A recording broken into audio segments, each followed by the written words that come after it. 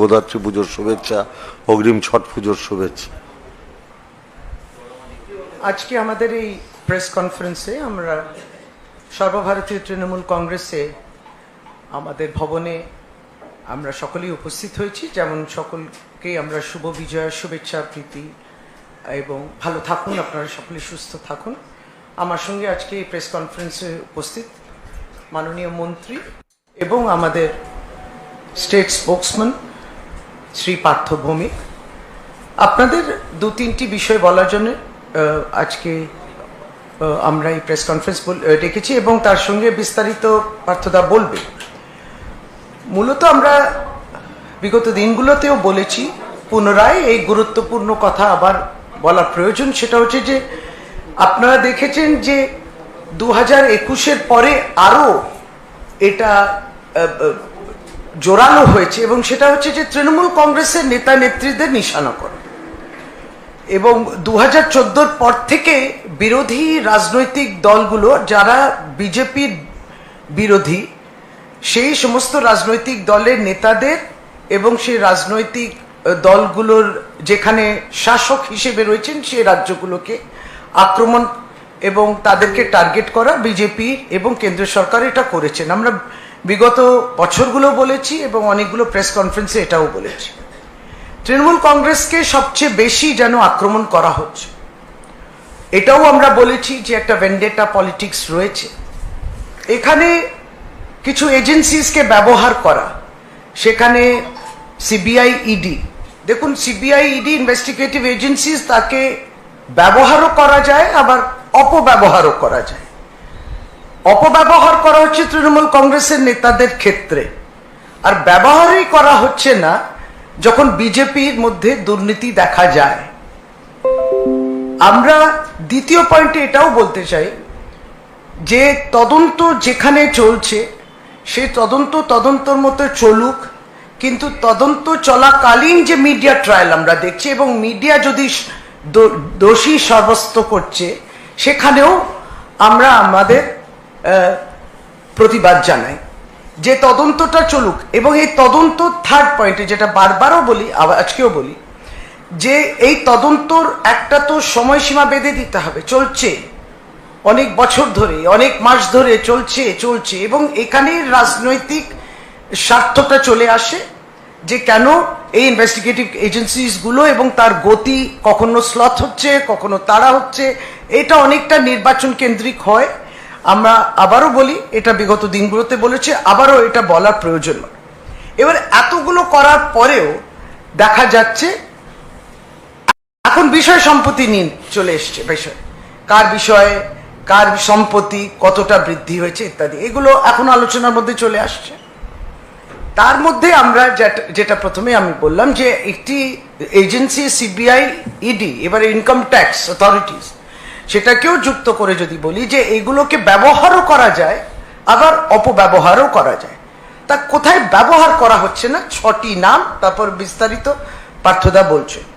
6টি নাম সেটা বলে দিচ্ছি যে পেট্রোলিয়ামের ক্ষেত্রে তিনি রাষ্ট্রমন্ত্রী, বিখ্যাত আপনারা জানেন বিজেপি সাংসদ রামেশ্বর তেলি, তার সম্পত্তি বৃদ্ধি, অস্বাভাবিক বৃদ্ধি বলবেন পার্থদা। তারপর আরেকটি নাম, বিজেপির সাংসদ যোগদান করেছেন বিজেপিতে জ্যোতিরাদিত্য সিন্ধিয়া, তার বিষয়ে সম্পত্তি কিভাবে বেড়েছে।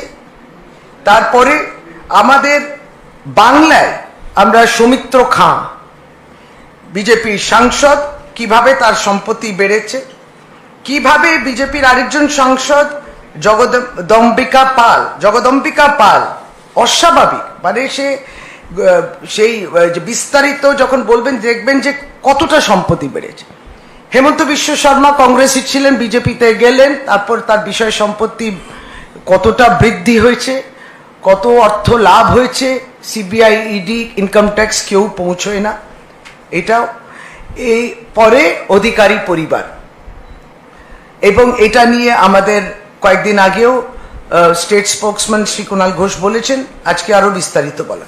অর্থাৎ সিবিআই, আমরা যেখানে বলি যে সিবিআই, ইডি তাদের দাবি বলে যারা নিরপেক্ষ, বিজেপিও বলে তারা নিরপেক্ষ, তারা কোথায় যাচ্ছেন আমরা তো সেটা বলি না।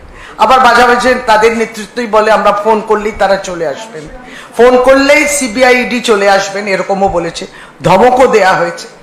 তথাপি যদি সত্যি নিরপেক্ষ থাকে কিংবা নিরপেক্ষ থাকার পরিচয় তারা যদি দিতে চান, তাহলে এই 6টি জায়গায় কেন কোনো নোটিশ যাবে না, কেন ডাক পড়বে না? অর্থাৎ ব্যবহার, সদ্ব্যবহার, অপব্যবহার, আবার ব্যবহার না করার জায়গায় এবার আমি অনুরোধ করছি মাননীয় মন্ত্রী স্পোকসম্যান শ্রী পার্থ ভৌমিক আরো বিস্তারিত বলুন। ধন্যবাদ। মূলত আপনারা শুনলেন যে আমাদের মাননীয় ডক্টর শশী পাজা রাজ্য সরকারের মন্ত্রী, তিনি বলেছেন তার মূল সাবজেক্ট যেটা আমরা বলতে চাইছি সেটা হচ্ছে গণতান্ত্রিক কাঠামোয়, গণতান্ত্রিক ব্যবস্থায় সারা ভারতবর্ষের মানুষ যে সমস্ত জায়গার উপরে আস্থা রাখতেন সেই সমস্ত কাঠামোগুলোকে রাজনৈতিক স্বার্থে ব্যবহার করা হচ্ছে। এটা হচ্ছে আমাদের বলার মূল বক্তব্য। ইডি, সিবিআই, এনআইএ, বিভিন্ন সংস্থার নাম তিনি করেছেন, ইনকাম ট্যাক্স, যেগুলো দেখা যাচ্ছে যে মূলত 95% ক্ষেত্রে বিরোধীদের উপরে এগুলোর ব্যবহার করা হচ্ছে। বিরোধী রাজনৈতিক দলগুলোর ক্ষেত্রে ইডি, সিবিআই যতটা সক্রিয়, তার বিন্দুমাত্র 0.1%ও কোনো সক্রিয়তা নেই যারা বিজেপি নামক রাজনৈতিক দলের সাথে যুক্ত আছে। এবং সর্বোপরি এটা আমরা এর আগেও বলেছি, আজকেও বলছি, এবং ভারতবর্ষের মানুষের কাছে এটা একদম প্রমাণিত যে ভারতবর্ষের প্রধানমন্ত্রী নরেন্দ্র মোদী প্রকাশ্য জনসভায় দাঁড়িয়ে বলছেন অজিত পাওয়ার দুর্নীতিগ্রস্ত, এনসিপি এত টাকার দুর্নীতি করেছে, তারপরে সেই অজিত পাওয়ার যেই বিজেপিতে চলে যাচ্ছেন, দেখা যাচ্ছে আর কোনো তদন্ত হচ্ছে না, বরঞ্চ অজিত পাওয়ারকে পুরস্কৃত করা হচ্ছে। আসামের মুখ্যমন্ত্রীর ক্ষেত্রে একই কথা প্রযোজ্য, একথা আমরা এর আগেও বলেছি। বাংলার বিরোধী দলনেতার ক্ষেত্রে একই কথা প্রযোজ্য, এটাও আমরা আগে আরেকবার বলেছি। আজকে আমাদের মন্ত্রী 5টি নাম করলেন যাদের সম্পত্তি অত্যধিক বৃদ্ধি পেয়েছে। আমরা বলতে চাইছি তদন্ত হলে তো সবার ক্ষেত্রে হওয়া উচিত, শুধুমাত্র যারা বিরোধী রাজনৈতিক দল করবে তাদের ক্ষেত্রে তদন্ত হবে, আর যারা বলেছিল না খাউঙ্গা না খানে দুঙ্গা তাদের ক্ষেত্রে দেখা যাচ্ছে যারা খাচ্ছে তাদেরই সবচেয়ে বেশি সম্মান দেওয়া হচ্ছে যদি তারা শাসক দলে চলে যায়। তাহলে না খাউঙ্গা না খানে দুঙ্গা এই তথ্য কোথায় গিয়ে দাঁড়াচ্ছে? তার মানে খানে দুঙ্গা যদি তুমি আমার দলে থাকো, মানে বিজেপির মধ্যে থাকলে তুমি যত পারো খাও, বিজেপির মধ্যে না থাকলে তোমাকে আমি 1 পয়সাও খেতে দেব না। এই যদি মূল তথ্য হয় তাহলে ভারতবর্ষের গণতন্ত্র কোন জায়গায় গিয়ে দাঁড়াবে? এটা হচ্ছে আমাদের মূল বক্তব্যের বিষয়। আমরা যে কথাটা বলতে চাই যে আমরা বারংবার বলেছিলাম তদন্ত হোক, তদন্তের মুখোমুখি হতে আমাদের কোনো আপত্তি নেই, কিন্তু তদন্ত যেন দীর্ঘায়িত না হয়। সারদা মামলা কত বছর ধরে চলছে আপনারা জানেন। আজ অব্দি তাপস পাল মারা গেলেন, প্রাক্তন সাংসদ, উনি জেনে যেতে পারলেন না আদৌ ওনার কোনো দোষ ছিল কিনা, কিংবা কোন দোষে উনি অভিযুক্ত, কি দোষ উনি করেছেন জানতে পারলেন না। জানতে পারলেন না সুলতান আহমেদ যে আদৌ তার কোনো দোষ ছিল কিনা। আমার বক্তব্য হচ্ছে এই যে তদন্ত দীর্ঘ থেকে দীর্ঘতর হচ্ছে, তাতে মানুষের কাছে অস্পষ্ট আদৌ কে দোষী কে দোষী নয়। আমরা বলছি তদন্ত হোক, তদন্তের মুখোমুখি হতে কোনো সমস্যা নেই, তদন্তর মুখোমুখি হইতে সবাই রাজি, কিন্তু তদন্তটাকে এত দীর্ঘায়িত করা হচ্ছে এবং সেই সময় অত্যন্ত দুঃখের বিষয় ভারতবর্ষের আরেকটি গুরুত্বপূর্ণ গণতান্ত্রিক প্ল্যাটফর্ম মিডিয়া যেভাবে মিডিয়া ট্রায়াল করাচ্ছে, তাতে কেউ যদি দোষী নাও হয় তাকে তার চরিত্র মেলাইন হয়ে যাচ্ছে, তার চরিত্রকে মেলাইন করে দেওয়া হচ্ছে, সমাজের কাছে তাকে দোষী সাব্যস্ত করে দেওয়া হচ্ছে। এই জিনিসটা অত্যন্ত দুঃখজনক, যেটা ভারতীয় জনতা পার্টি অত্যন্ত সুচতুরভাবে মিডিয়াকে এই ক্ষেত্রে ব্যবহার করছে। আমাদের একটাই অনুরোধ যে আমরা যেটা বারংবার বলছি, কোনো তদন্তের মুখোমুখি হতে আমরা ভয় পাই না, কিন্তু তদন্তটা যেন সঠিক সময়ের মধ্যে হয়, তদন্তটা যেন দীর্ঘসূত্রতার ফলে এবং তারপরে এই কিছু মিডিয়াকে কাজে লাগিয়ে এই চরিত্র মেলাইন করা, আমরা এর তীব্র বিরোধিতা করছি। আপনারা দেখেছেন যে রাজস্থানে নির্বাচনের আগে মুখ্যমন্ত্রী ছেলের বাড়িতে ইডি পৌঁছে যাচ্ছে, ছত্তিশগড়ে পৌঁছে যাচ্ছে, দিল্লিতে পৌঁছে যাচ্ছে। অর্থাৎ যেখানে যে বিরোধী মুখ, যেখানে যে বিরোধী কণ্ঠ, তাকে স্তব্ধ করে দাও। আমাদের দোষ একটাই, 2021 সালে আমরা ভারতীয় জনতা পার্টিকে বাংলার মাননীয় নেত্রী মমতা ব্যানার্জির নেতৃত্বে পরাস্ত করেছিলাম। এই হার ভারতীয় জনতা পার্টি সহ্য করতে পারছে না, এই হার ভারতীয় জনতা পার্টি মন থেকে মেনে নিতে পারছে না, এবং তার জন্য বারংবার বিভিন্ন কায়দায় অত্যাচার নেমে আসছে বাংলার মাটির উপর। আমরা যখন সাংসদ অভিষেক বন্দ্যোপাধ্যায়ের নেতৃত্বে 100 দিনের কাজের দাবিতে আন্দোলন করছি, আমরা যখন সাংসদ অভিষেক বন্দ্যোপাধ্যায়ের নেতৃত্বে মমতা ব্যানার্জির নির্দেশে তালিকাভুক্ত আবাস যোজনা টাকার জন্য লড়াই করছি, আমাদের আন্দোলন যখন দিল্লির বুকে আমরা পৌঁছে দিতে পেরেছি, যখন কেন্দ্রীয় মন্ত্রী এবং কেন্দ্রীয় প্রতিমন্ত্রী তাদের কাছে কোনো সদুত্তর না থাকার কারণে তারা পালিয়ে যেতে বাধ্য হয়েছেন, রাজ্যপাল যখন বলছেন আন্দোলন ন্যায্য, আমি কেন্দ্রীয় সরকারের সাথে কথা বলবো, তারপরে আমরা কোনো সদুত্তর পাচ্ছি না, আমরা যখন 1 নভেম্বর থেকে সারা পশ্চিমবাংলা জুড়ে আবার এই আন্দোলনকে আবার সংগঠিত করছি, ঠিক সেই সময়গুলোকে বেছে নিয়ে ইডি সিবিআইকে ব্যবহার করা হচ্ছে। কিন্তু ইডি সিবিআইকে ব্যবহার করে গণতান্ত্রিক আন্দোলনকে স্তব্ধ করে দেওয়া যাবে না। চরম অত্যাচার করেও মমতা ব্যানার্জির আন্দোলন সিপিএম ঠেকিয়ে রাখতে পারেনি, চরম অত্যাচার করেও, চরম বঞ্চনা করেও মমতা ব্যানার্জিকে ভারতীয় জনতা পার্টি আটকে রাখতে পারবে না। এটাই হচ্ছে আমাদের মূল সাবজেক্ট। না, জিজ্ঞেস করলে নাম তো বলে দিয়েছি। যদি আপনাদের কিছু প্রশ্ন থাকে আপনারা করতে পারেন। আপনারা ষড়যন্ত্রের অভিযোগ করছেন, এরই মাঝে দাঁড়িয়ে বিরোধী দলনেতা বলছেন নাকি তৃণমূলের 3-4টে গোষ্ঠী এই পরিস্থিতির মধ্যে পড়ে তার সাথে যোগাযোগ রাখা শুরু করেছে। আমি আশা করব উনি কে কে যোগাযোগ রাখছে একটু কাইন্ডলি বলে দিক। যেটা আপনি একটা বিতর্ক তৈরি করেছেন বলে অনেকে দাবি করছেন, এই 21-এর তৃণমূল অনেকটা পরিচ্ছন্ন, আরো বেশি পরিচ্ছন্ন আগে থেকে। এটা নিয়ে অর্জুন সিং আজকে বলেছেন 9, 10, 11 সালে যারা তৃণমূলের হয়ে জনপ্রতিনিধি হিসেবে জিতেছে তারা অনেক রক্ত জড়িয়ে জিতেছে, কিন্তু তার পরবর্তীকালে 14, 15, 16 বা পরবর্তী যারা তারা অনেক সময়ে দলের হয়ে জিততে পেরেছে। আগে তৃণমূল অনেক বেশি রক্ত জড়িয়ে। না, আমি যেটা বলেছিলাম 2011 থেকে 2016 এবং 2021 সালে অভিষেক বন্দ্যোপাধ্যায়ের ঘোষিত নতুন তৃণমূল, এই যে 2.5 বছরের সরকার, এদের বিরুদ্ধে কেউ কোনো অভিযোগ জানাতে পারেনি। অভিযোগটা মূলত আসছে 16 থেকে 21-এর মধ্যে কিছু ঘটনাকে কেন্দ্র করে, যে মন্ত্রিসভার একজন মন্ত্রী ছিলেন শুভেন্দু অধিকারী।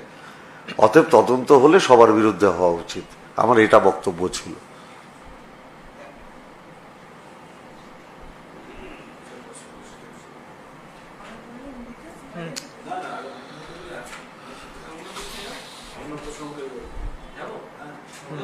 আজকে গভর্নরকে চিঠি দিয়েছেন এলওপি, আপনাদের মন্ত্রিসভার সদস্য অখিল গিরি, তাকে ফের আক্রমণ করে বলা যে তাকে মন্ত্রিসভা থেকে সরানো হোক, এবং একটি ভিডিও তিনি পোস্ট করেছেন যেখানে অখিল গিরিকে বলতে শোনা যাচ্ছে যে রাজ্যপালের বিরুদ্ধে যথাযথ তথ্য প্রমাণ নবান্নের কাছে রয়েছে এবং সেই কারণেই রাজ্যপাল আপনাদেরই দলের মুখপাত্রের পুজোতে গিয়েছেন, চাইলে সেই রাজ্যপালকে 10 মিনিটের মধ্যে কলার টেনে ঢোকানো যাবে হচ্ছে চেনে।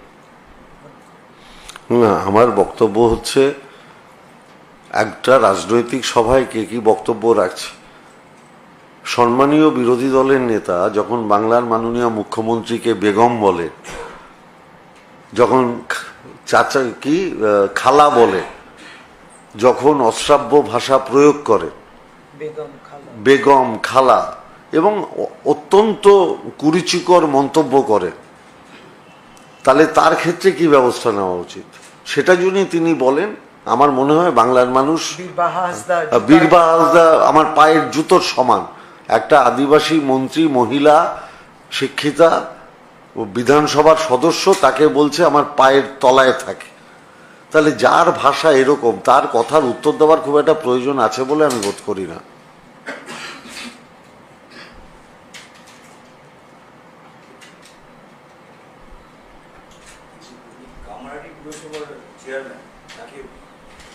ফের আজকে সিজিও কমপ্লেক্সে ডেকে পাঠানো হবে। না, আমি তো বলছি এটা বারংবার এটা লোকসভা নির্বাচন অবধি হবে।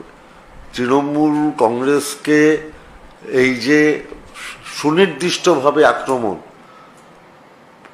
একদম পরিকল্পনা মাফিক আক্রমণ, তৃণমূল কংগ্রেসকে দুর্বল করে দেওয়ার জন্য এই যে অপচেষ্টা, এটা বারংবার ঘটতে থাকবে।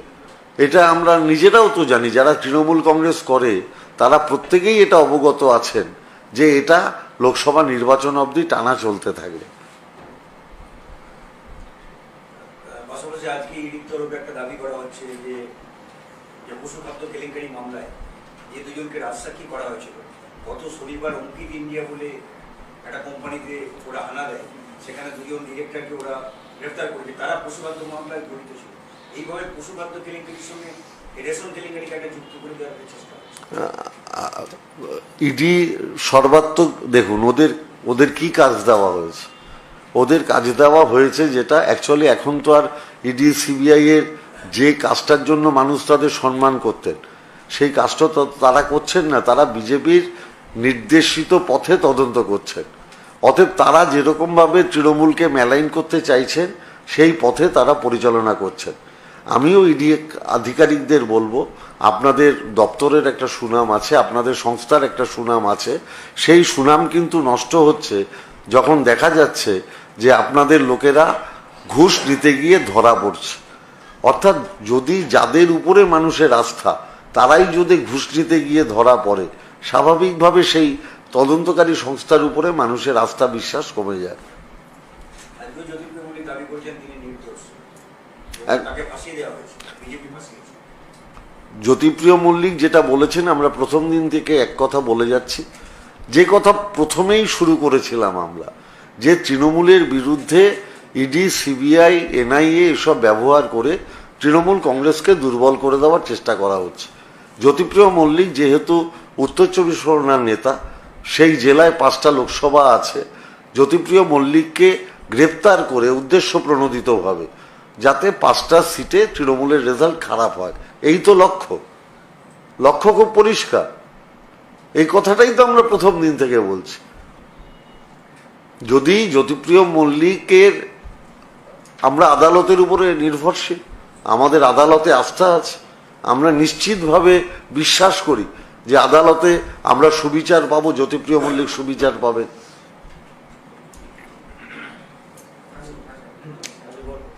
আরেকটা হচ্ছে যে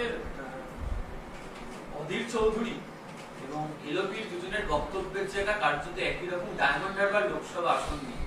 আজকে অধীর চৌধুরীও বলছেন যে নওশাদ ডায়মন্ড হারবার থেকে দাঁড়ালে অভিষেকের পক্ষে জেতাটা সম্ভব হবে, এবং একই রেশ কার্যত আগের দিন এলওপির বেলাতেও ছিল যে ডায়মন্ড হারবার আমরা হারাবো এবং সেখানে এমন একজন থাকবেন, মানে কার্যত ইঙ্গিত ছিল সেদিকে।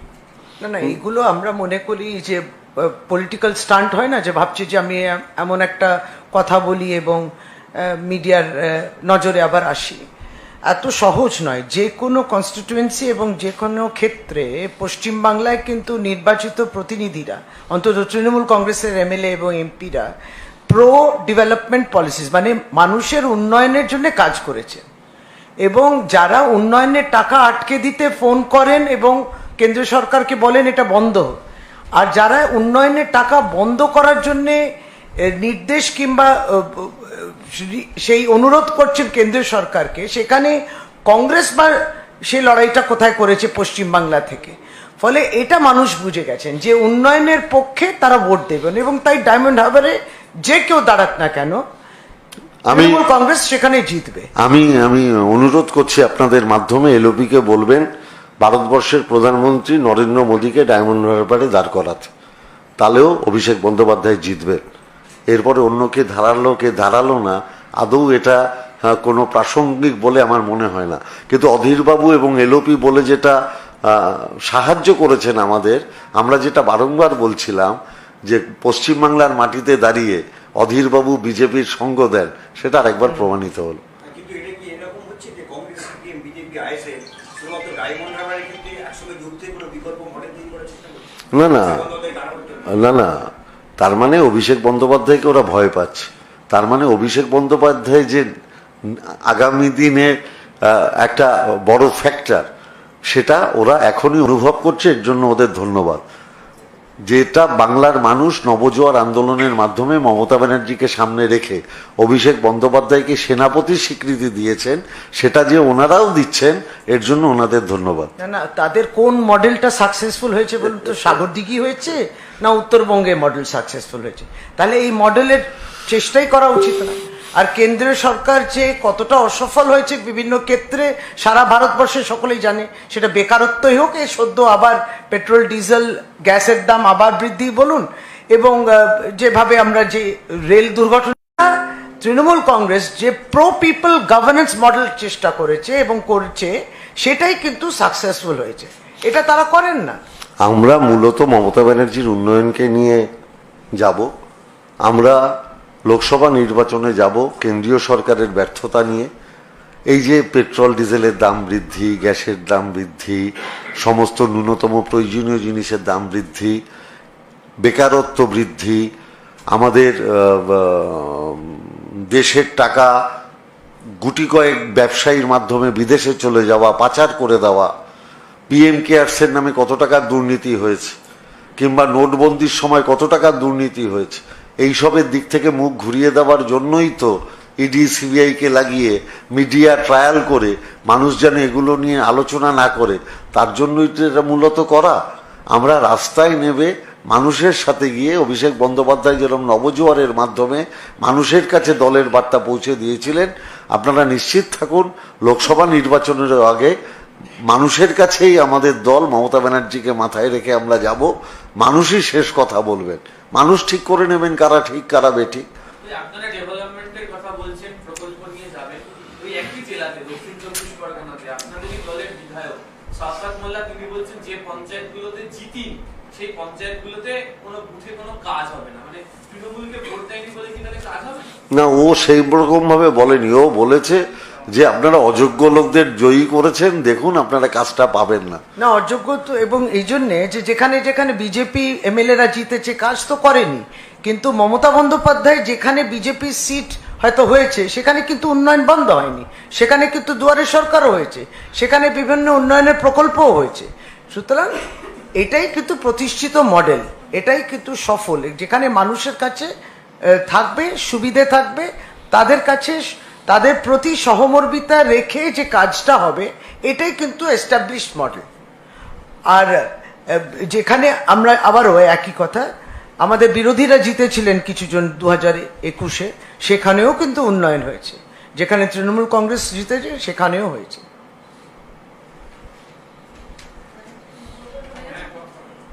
दीदी, आप बता रही थी रामेश्वर तेली और साथ ही सौमित्रो खां की जो है जो इनकम है उससे काफी वृद्धि दिखने को मिल रही है, उसके बारे में जो आप बता रहे हैं। देखिए, हम लोग यही बात कह रहे हैं कि आज प्रेस कॉन्फ्रेंस का यही उद्देश्य था कि हमारे जो विरोधी दल के नेता हैं, विरोधी माने बीजेपी भाजपा की या केंद्र सरकार की तरफ से यही कोशिश रही है कि 2014 के बाद से सारे भारतवर्ष में जो राज्य में तृणमूल कांग्रेस जैसे इस राज्य में या और भी जहां सरकार है जो बीजेपी सरकार नहीं है, वहां तक सीबीआई ईडी पहुंच जाएगी और भ्रष्टाचार कहां कहां है वहीं पे उन लोगों को ढूंढने पे मिलता है।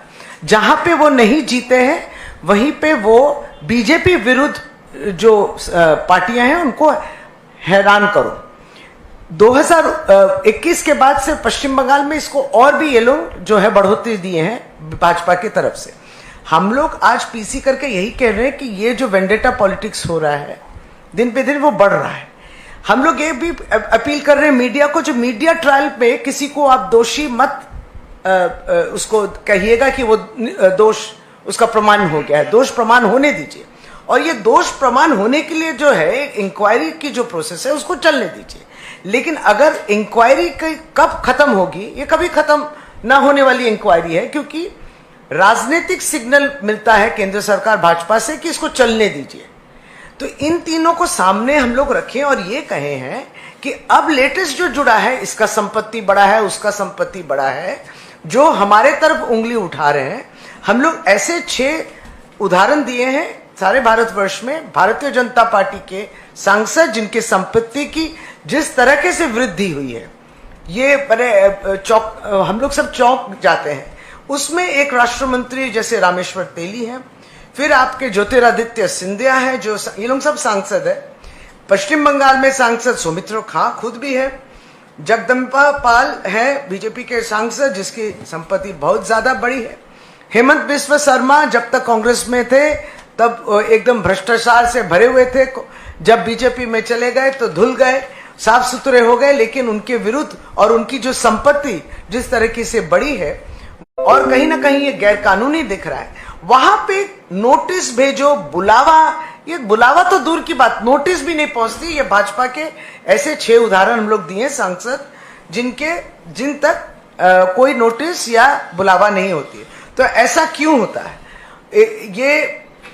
इसके पीछे एक राजनीतिक उद्देश्य है। इन उदाहरण द्वारा हम लोग यही आज प्रेस कॉन्फ्रेंस में जिक्र किए हैं। The leader of the opposition has written a letter to the governor that one of the ministers, Akhil Giri, has said that governor should be, they can put governor behind the jail. What's your reaction to that? Now the point is, the leader of the opposition does not have moral right to speak about who has been, who has been shown disrespect. What we have seen in the past is he has spoken. His language is not appropriate when he speaks about Honorable Chief Minister Mamata Banerjee, and he has addressed as Khala, Fufi, Begum, and also much more very demeaning statements and words has been used by him. He himself has said about the minister Biribaha Hasda that she is belongs to a marginalized caste or marginalized community and she should be under my footwear. So this is the kind of respect he has shown to the Honorable Chief Minister, a lady, etc. Now he doesn't have any moral right then to speak about Akhil Giri or whatever. All said and done, IT notices, he will speak about him, Akhil Giri and son, etc. These are things which the IT will be looked into, and that is why in this press conference we are saying that investigative agencies and now even IT, etc. have been utilized, rather misutilized by the ruling dispensation, the ruling party, and also by the central government, because they have lost. They have lost in Bengal and they are going to lose in India. So the idea is to create a picture of negativity, and that is why we are saying that he has no moral ground to speak such things. दीदी दो सवाल। एक कि हम लोगों ने देखा कि शनिवार को शुभेंदु अधिकारी बोलते हैं कि डायमंड हार्बर से अभिषेक बैनर्जी को हराएंगे, वहां दूसरे पार्टी को खड़ा करेंगे, दोनों की लड़ाई में बीजेपी जीतेगी। और उसके दूसरे ही दिन खुद जो आईएसएफ के विधायक नौशाद सिद्दीकी वो कहते हैं कि वो डायमंड हार्बर से चुनाव लड़ेंगे, और उनके समर्थन में अधीर चौधरी भी उतरते हैं। इस पे आपका क्या कहना है कि क्या गठबंधन? नहीं, इससे बड़ी चुनौती तो नहीं हो सकती जो हमारे माननीय मंत्री पार्थ भौमिक ने कहा कि ये सब ऐरे गहरे नामों की जरूरत नहीं है। नरेंद्र मोदी जी को ही बोलिए ना, आप डायमंड हार्बर में खड़े होइए, अपनी जो वो सीट है बनारस को छोड़ के डायमंड हार्बर में खड़े हो जाइए, फिर भी अभिषेक बंदोपाध्याय जीतेगा। दरअसल जो नजरिया है तृणमूल कांग्रेस का और जो काम करने का तरीका है वो हमेशा प्रो पीपल होता है, लोगों की भलाई हो, और अभिषेक बनर्जी दुख सुख के साथी हैं तो वो जीतेंगे ही जरूर। तो ये सब इतने नाम जो बोले हैं, वे अधीर चौधरी भी हैं, सिद्दीकी जी हैं और शुभेंदु अधिकारी जी हैं, सब नाम ले लीजिए, इन सबको छोड़ दीजिए, अब प्रधानमंत्री को उतार दीजिए इसमें। इसके 2021 में प्रधानमंत्री उतर गए थे यहां इस राज्य के मुख्यमंत्री के विरुद्ध लड़े, कौन जीता? ममता बनर्जी जीती। केवल सारे भारतवर्ष में जिस तरीके से पश्चिम बंगाल की निर्वाचन हुई 2021 में, स्वयं प्रधानमंत्री डायरेक्ट फाइट में थे with the chief minister candidate Mamata Banerjee, कौन जीता? ममता बनर्जी जीती। यह प्रतिष्ठित है, तो वो आ जाए। अब वो तो विधानसभा इलेक्शन था, अब लोकसभा में भी आ जाए वो। एक और सवाल है, हाल ही में कुणाल घोष ने शिशिर अधिकारी की संपत्ति का एक ब्यौरा जो है वो शेयर किया था। उसके बाद शुभेंदु अधिकारी ने कहा कि बंगाल में राशन घोटाला ही एक बड़ा घोटाला नहीं है, आप जल्द ही स्वास्थ्य घोटाला का भी हम खुलासा करेंगे, और कुणाल घोष के लिए उन्होंने अब शब्दों का भी व्यवहार किया। क्या कहें? देखिए, हम लोग बराबर ये कहते आए हैं कि राजनीतिक लड़ाई कीजिए, निर्वाचन केंद्रित अपनी लोगों के लिए हम क्या भलाई करेंगे। सब पार्टी अपने दावे, अपने बात इस तरीके से सजाइए, अपने मैनिफेस्टो को भी सजाइए। लेकिन ये बहुत दुख की बात है कि भारतीय जनता पार्टी, उनके सब नेता जो हैं व्यक्तिगत आक्रमण करते हैं, व्यक्ति के ऊपर आक्रमण करते हैं, इंडिविजुअल पर्सनल ओपिनियंस करते हैं। तो ये वंचित नहीं है। एक दूसरी बात है कि क्योंकि वो सरकार पक्ष में है, क्योंकि सत्ता उनके हाथ में है, शक्ति उनके हाथ में है, इसलिए आप सीबीआई ईडी को व्यवहार करते हैं और भ्रष्टाचार केवल पश्चिम बंगाल में ही दिखता है। अब ये प्रतिष्ठित है कि 2021 में जो सोचे थे कि बंगाल को जीतेंगे वो जीत नहीं पाए और तब से जो है बंगाल को डिस्टर्ब किया जा रहा है, हैरेस किया जा रहा है। तो इतने सारे जो तदंत चल रहे हैं, इंक्वायरी चल रही है, इतने सारे जो घोटाले की जो उल्लेख हो रही है, केवल भारतवर्ष में और कोई राज्य में नहीं है, पश्चिम बंगाल में, कर्नाटका में नहीं है, महाराष्ट्र में दिखता नहीं है। सरकार की लेन देन होती है, सरकार गिराया जाता है, पैसों के बदले में गोवा में उल्टाया जाता है, टपकाया जाता है, सरकार बदल जाते हैं, निर्वाचित सरकार को बदल देते हैं जो लोग। वो किस भरोसे पे होता है, किसके होता है? या तो कैश के होता है, पैसा की बदौलत होता है। सत्ता किस तरीके से बदलती है हाथ। तो ये बहुत बड़ी बात है कि ये भ्रष्टाचार किसी को नहीं दिखती।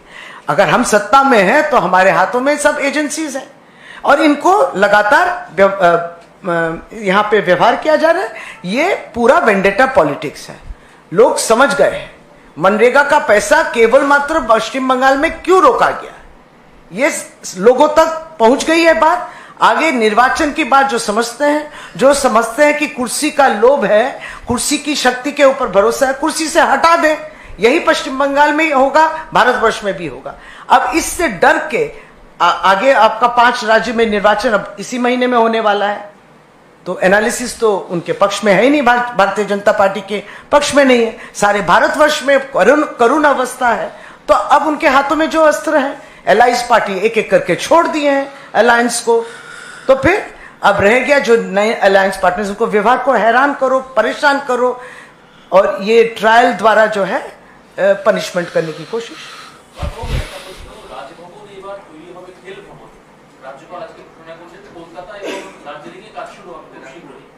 কি বুঝলাম না। রাজভবন এবার খেল ভবন হবে। কালকে খেলা দেখার জন্য খুলে দিয়েছিলেন। আচ্ছা। রাজভবনে খেল ভবন তৈরি হবে। দার্জিলিং, ব্যারাকপুর এবং কলকাতার রাজভবনের খেল ভবন মানে কি করবে খেল ভবনে? খেলা দেখানো হবে। আমি তো বুঝতে পারছি না উনি কি বলতে চেয়েছেন। খেল ভবন আমি একটা শুনেছি যে রাজ্যপাল একটি কথা বলেছেন যে ভারত ক্রিকেট টিম নাকি এত ভালো খেলছে, সেটা নাকি ভারতবর্ষের প্রধানমন্ত্রীর জন্য। এখন বিরাট কোহলি সেঞ্চুরি করছে, সেখানে প্রধানমন্ত্রীর কি অবদান আমার মাথায় ঢোকেনি আর কি। অতএব স্বাভাবিকভাবে উনি কি বলতে চাইছেন আমি বুঝতে পারছি না। যা বুঝতে পারলে সুবিধা হচ্ছে। অনেক কিছু তো মাথার উপর দিয়ে চলে যায়, রাজ্যপালের কথাগুলো কিরকম মাথার উপর দিয়ে চলে গেছে। উনি যদি একটু বুঝিয়ে বলেন আনন্দবাবু। Can you please give the same reaction in English on the governor saying that there will be a khel thing? Another thing is that yesterday when the match was going on in Eden Gardens, there was one block which was full of Bharat Army.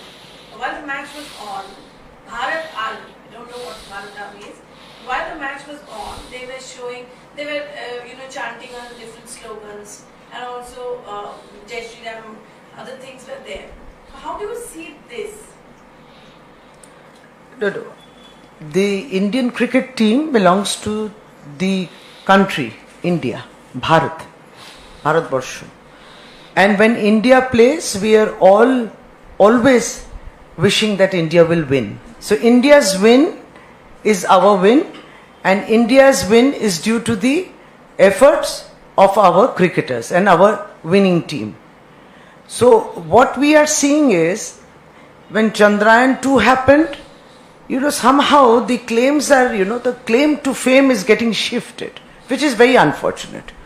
So just similarly, as our Honorable Minister Partha Bhaumik just mentioned, that the governor, probably by saying something about Khel Bhavan, he had put up a screen yesterday in the Raj Bhavan premises to facilitate people to view on a larger screen which we are always doing in even our constituencies. But we never really thought of labeling my constituency as Khel Bhavan. We put up LCD screens also, that everybody sits together and that's great fun. But this is outrageous to hear that the win of the cricket team was due to Honorable Prime Minister's efforts. I think this is due to the efforts of the cricket team, and we are all very happy about it. There should be no division along these lines. That is all. And what was your other question? This Bharat Army, there was No, I really can't say about it. I think the Eden Garden Stadium is one of the best stadiums, stadia, and with wonderful crowd, and we are all sports-loving crowd, and that is how it should be. It is. Anything beyond that is we'll have to wait to see how it grows. তবে রাজ্যপালের একটা কথায় আমি সহমত পোষণ করি, রাজ্যপালও বুঝতে পারছেন ইন্ডিয়া জিতবে।